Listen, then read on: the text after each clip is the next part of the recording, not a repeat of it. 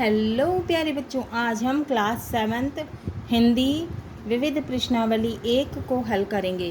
प्रश्न 1, निम्नलिखित गद्यांशों की संदर्भ एवं प्रसंग सहित व्याख्या कीजिए। का यह तो होता ही है कि जब बड़े काम किए जाते हैं उनमें कामयाबी भी होती है, नाकामयाबी भी होती है, मगर हम सब शरीक रहें कामयाबी की खुशी में भी और नाकामयाबी के दुख में भी। संदर्भ, यह गद्यांश पाठ 3 मेरी वसीयत नामक पाठ से ली गई है। इसके लेखक पंडित जवाहरलाल नेहरू जी हैं। प्रसंग, इस गद्यांश में नेहरू जी ने सभी के दुख या खुशी में शामिल होने को कहा है। व्याख्या, नेहरू जी कहते हैं कि यह होता ही है कि जब हम कुछ अच्छा करते हैं या कोई बड़ा काम करते हैं उसमें सफलता असफलता दोनों हों, मगर हम सभी को शामिल भी होना चाहिए, सफलता की खुशी में भी और असफलता के शोक में भी। मैं दुनिया को बता देना चाहता हूँ कि हिंदुओं के रस्मों रिवाज मुसलमानों के लिए भी उतने ही प्यारे और पाक हैं जितने उनके लिए। तुम भूलते हो कि हम सब एक परवरदिगार की औलाद हैं। परवरदिगार यानी ईश्वर भगवान, औलाद यानी बच्चे। संदर्भ, यह गद्यांश पाठ 6 राखी का मूल्य नामक पाठ से लिया गया है। इसके लेखक श्री हरिकृष्ण प्रेमी हैं। प्रसंग, इस गद्यांश में लेखक ने कहा है कि सभी हिंदू व मुसलमान एक समान हैं। व्याख्या, लेखक हरिकृष्ण जी यह बताना चाहते हैं कि जैसे हिंदुओं के रिवाज हैं वैसे ही मुसलमानों के भी रस्म रिवाज हैं, जिसमें हिंदुओं के लिए वह बताना चाहते हैं कि हम सब एक ही ईश्वर की संतान हैं। ग, सांस्कृतिक ऐतिहासिक दृष्टि से संपन्न यह हमारा मध्य प्रदेश लघु भारत कहा जाता है। मध्य प्रदेश के वैभव की मिठास यहाँ के निवासियों के हृदय में रची बसी है। लघु भारत का मतलब होता है छोटा भारत, वैभव का मतलब होता है संपन्नता। संदर्भ, प्रस्तुत गद्यांश पाठ 5 मध्य प्रदेश का वैभव से लिया गया है। यह संकलित है। प्रसंग, प्रस्तुत गद्यांश में बताया गया है कि हमारा मध्य प्रदेश ही लघु भारत है। व्याख्या, प्रस्तुत गद्यांश में बताया गया है कि संस्कृति और ऐतिहासिक दृष्टि से भरपूर हमारा मध्य प्रदेश लघु भारत है। मध्य प्रदेश की समानता की मिठास यहाँ के निवासियों के हृदय में बसी है। अब है प्रश्न 2, निम्नलिखित दोहों का भावार्थ लिखिए। का, निंदक नियरे राखिए, आंगन कुटी छबाए, बिन पानी साबुन बिना निर्मल करे सुभाए। भावार्थ है, कबीरदास जी कहते हैं कि मनुष्य को सदैव अपनी निंदा करने वालों का स्वागत करना चाहिए और उसे अपने पास रखना चाहिए। वास्तव में निंदा करने वाला व्यक्ति बिना साबुन और पानी के तुम्हारे व्यवहार में से तुम्हारे दोषों को दूर कर तुम्हारे स्वभाव को स्वच्छ और कोमल बना देगा। विद्या धन उद्यम बिना कहो जो पावे कौन, बिना डुलावे ना मिले ज्यों पंखा की पौन। भावार्थ है, कवि वृंद कहते हैं कि जिस प्रकार गर्मी के समय में बिना पंखे को हिलाए उसकी हवा का आनंद नहीं लिया जा सकता, ठीक उसी प्रकार विद्या रूपी धन को परिश्रम के बिना प्राप्त नहीं किया जा सकता है। अर्थात प्रत्येक व्यक्ति को अपने अभीष्ट की प्राप्ति हेतु कठिन परिश्रम करना चाहिए। प्रश्न 3, प्रश्नों के उत्तर। प्रश्न का, दीपू का घर में रौब क्यों नहीं था? उत्तर, दीपू का घर में रौब इसीलिए नहीं था क्योंकि वह घर में सबसे छोटा था। नेहरू जी ने किन जंजीरों को तोड़ने के लिए कहा है? उत्तर, नेहरू जी ने उन जंजीरों को तोड़ने को कहा है जो हिंदुस्तान को आगे बढ़ने से रोकती है, देशवासियों में फूट डालती है, लोगों को दबाए रखती है और जो शरीर और आत्मा के विकास के मार्ग को अवरुद्ध करती है। अवरुद्ध का अर्थ होता है रोकना। ग, विक्रमादित्य के नवरत्नों में से किन्हीं 3 के नाम लिखिए। उत्तर, विक्रमादित्य के 3 नवरत्न थे। कौन कौन थे? कालिदास, बारहमिहिर और बाणभट्ट। घ, विक्रमादित्य के चरित्र की 4 विशेषताएं, गुण लिखिए। उत्तर, विक्रमादित्य के चरित्र की 4 विशेषताएं हैं। वे अपनी न्यायप्रियता, बुद्धिमत्ता, विवेकपूर्ण निर्णय और प्रजापालन आदि के लिए प्रसिद्ध थे। इंगा, भोपाल के दर्शनीय स्थल कौन कौन से हैं? उत्तर है, भोपाल के दर्शनीय स्थलों में भारत भवन, मानव संग्रहालय, बिड़ला मंदिर, ताजुल मस्जिद, वन विहार आदि प्रमुख हैं। च, राखी वह शीतल प्रलेप है जो सारे घाव भर देता है। यह कथन किसने व किससे कहा? उत्तर, यह कथन रानी कर्मवती ने जवाहर बाई से कहा। प्रश्न 4, कोष्टक में दिए गए विकल्पों में से सही विकल्प चुनकर रिक्त स्थानों की पूर्ति कीजिए। का, दीपू को दादी पर विश्वास था। खालिस्तान में आएगा दादी। ख, मध्य प्रदेश भारत की हृदय स्थल है। खालिस्तान में आएगा मध्य प्रदेश। ग, शिवपुरी में माधव राष्ट्रीय उद्यान है। खालिस्तान में आएगा माधव। घ, नर्मदा नदी मध्य प्रदेश की जीवन रेखा मानी जाती है। खालिस्तान में आएगा नर्मदा नदी। इंगा, हीरे की खान के लिए पन्ना विश्व में प्रसिद्ध है। खालिस्तान में आएगा पन्ना। उत्तर, का, दीपू को दादी पर विश्वास था। खालिस्तान में आया दादी। खा, मध्य प्रदेश भारत की हृदय स्थल है। खालिस्तान में आया मध्य प्रदेश। गा, शिवपुर में माधव राष्ट्रीय उद्यान है। खालिस्तान में आया माधव। घा, नर्मदा नदी मध्य प्रदेश की जीवन रेखा मानी जाती है। खालिस्तान में आया नर्मदा। इंगा, हीरे की खान के लिए पन्ना विश्व में प्रसिद्ध है। खालिस्तान में आया पन्ना।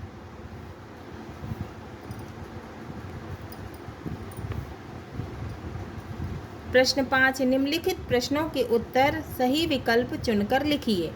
का, नेहरू जी ने अपनी भस्म कहाँ बिखेरने की इच्छा व्यक्त की थी? कहाँ व्यक्त की थी? खेतों में।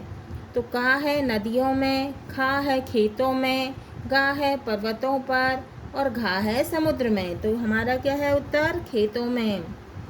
ख, दीपू कौन सी कक्षा में पढ़ता था? का है तीसरी, खा है चौथी, गा है पांचवी और घा है पहली। तो हमारा उत्तर क्या है? चौथी। गा, तानसेन और बैजू बावरा की संगीत स्पर्धा कहाँ हुई थी? का है ओरछा, खा है ग्वालियर, गा है आगरा और घा है दिल्ली। तो हमारा उत्तर क्या है? ग्वालियर। घा, कर्मवती कहाँ की महारानी थी?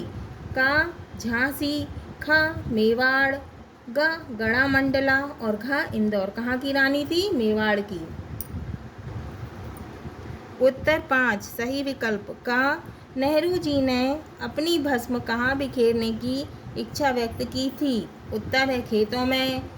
खा, दीपू कौन सी कक्षा में पढ़ता था? उत्तर है चौथी।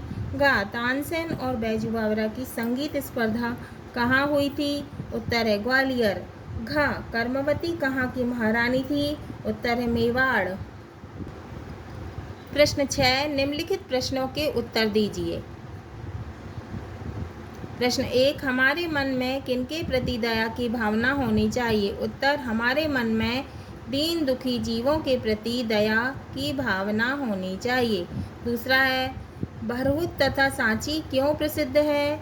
उत्तर, भरहुत अपनी प्राचीनतम स्थापत्य कला के लिए तथा सांची बौद्ध स्तूपों के लिए प्रसिद्ध है। तीसरा, मध्य प्रदेश की किन्हीं 3 बोलियों के नाम लिखिए। उत्तर, मध्य प्रदेश की 3 बोलियां बुंदेली, मालवी और निमाड़ी हैं। चौथा, कर्मवती ने राखी को वरदान क्यों कहा है? उत्तर, कर्मवती ने राखी को वरदान इसीलिए कहा है क्योंकि राखी बैर भावों को दूर कर देती है।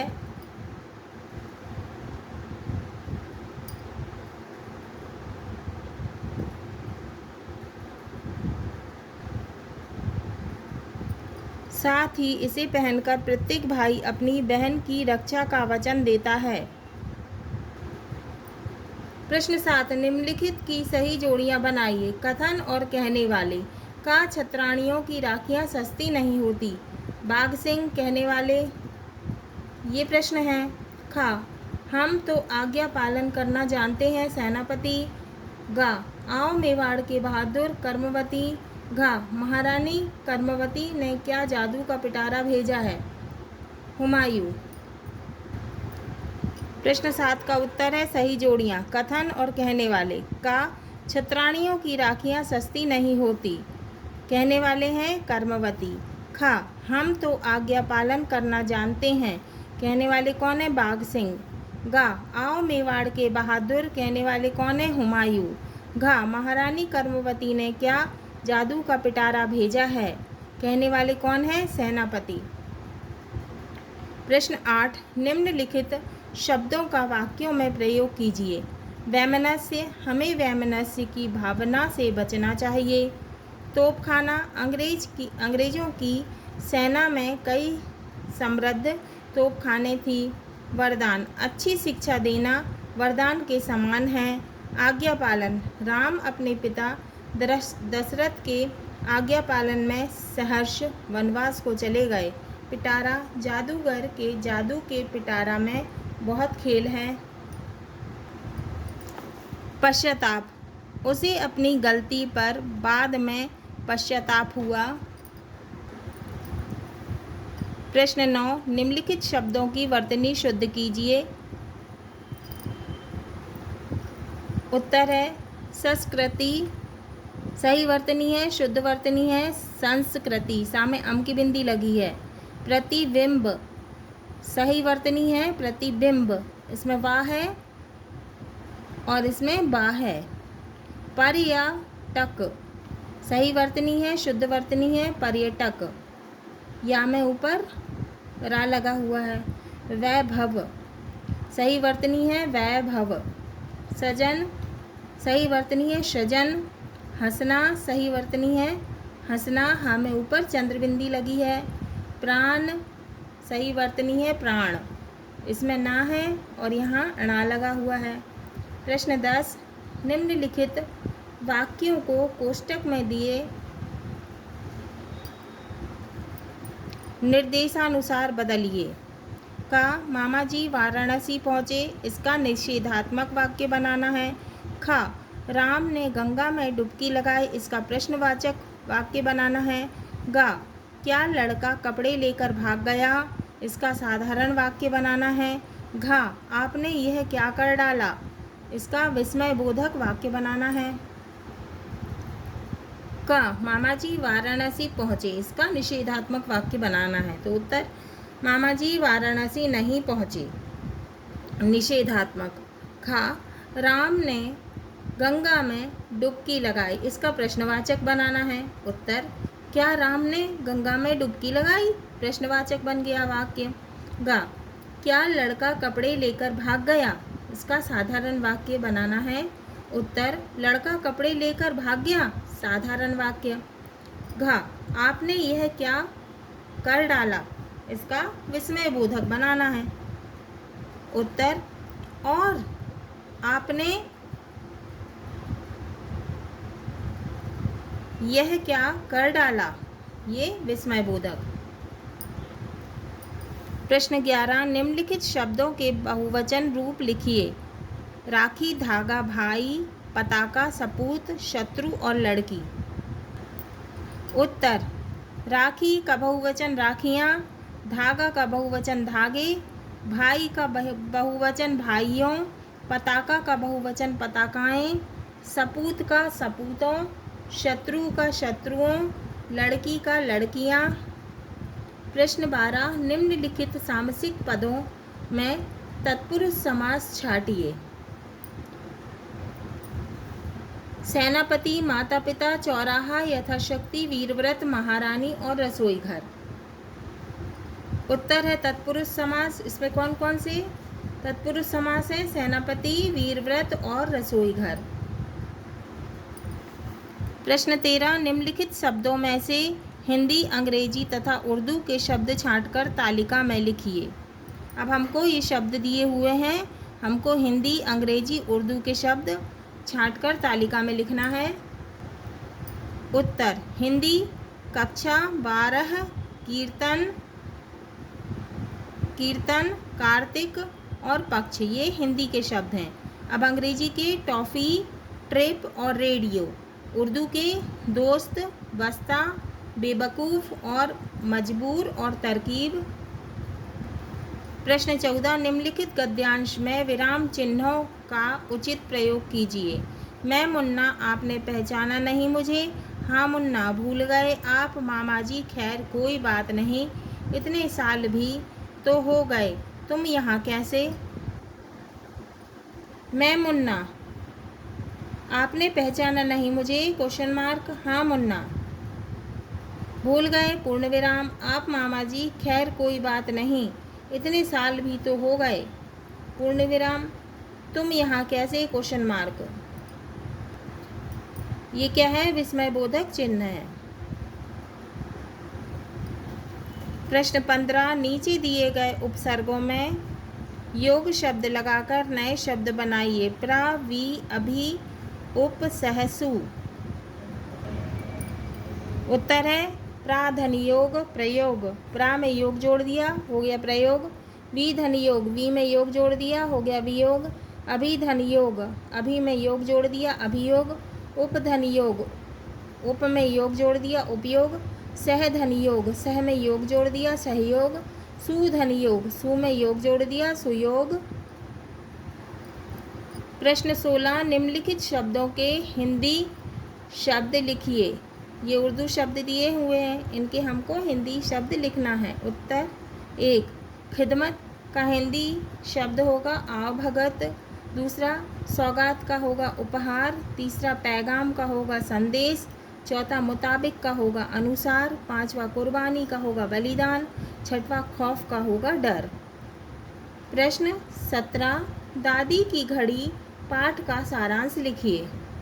उत्तर: दीपू घर में सबसे छोटा होने की वजह से हर बार मुसीबत में पड़ जाता है। कभी डांट खाता है तो कभी बड़ों का बेवजह नौकर बनना होता, इसीलिए वह बड़ा होता तो कितना अच्छा होता, यह बात सोचा करता। उसको ऐसा लगता